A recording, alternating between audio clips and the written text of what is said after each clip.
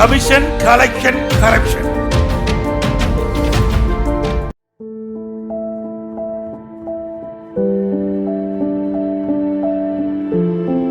என்னோட பொண்ணு பக்கத்துல இருக்க கவர்மெண்ட் ஸ்கூல்ல தான் 10வது படிக்கிறா.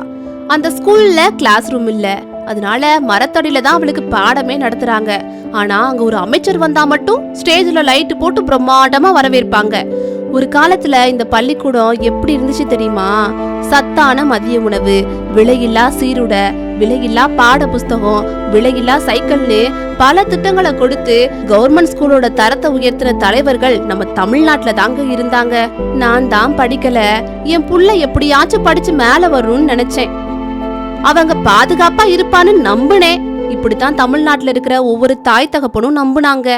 ஆனா அங்க என்ன நடக்குது தெரியுமா?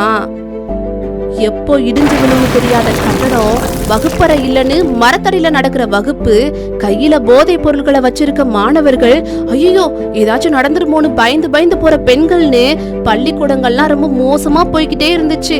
இதெல்லாம் பார்க்கும்போது நம்ம பொண்ணு அங்க பாதுகாப்பா இருப்பாளான்னு ஒரு பயம் என் மனசுக்குள்ள எப்பயுமே ஓடிட்டே இருந்துச்சு.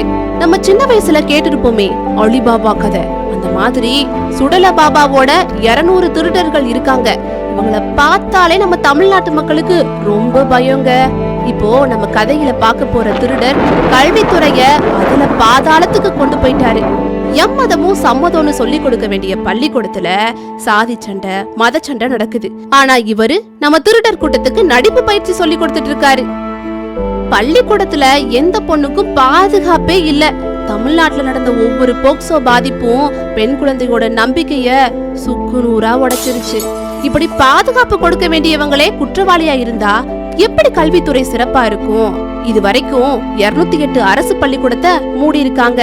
1204 அரசு பள்ளிகள்ல புதுசா மாணவர் சேர்க்க நடக்கவே இல்ல. கல்வின்னு சொன்னாலே தமிழ்நாடு தான் இருந்த நிலை மாறி அரசு பள்ளிகள்ல கல்வியோட தரம் குறைந்து போய் பள்ளிகளை மூடும் அவளோ இப்ப உருவாகி இருக்கு. கல்வித்துறையில இவ்வளோ நிர்வாக சொதப்பல்லாம் இருந்தப்போ இவர் என்ன பண்ணிட்டு இருந்தாரு தெரியுமா?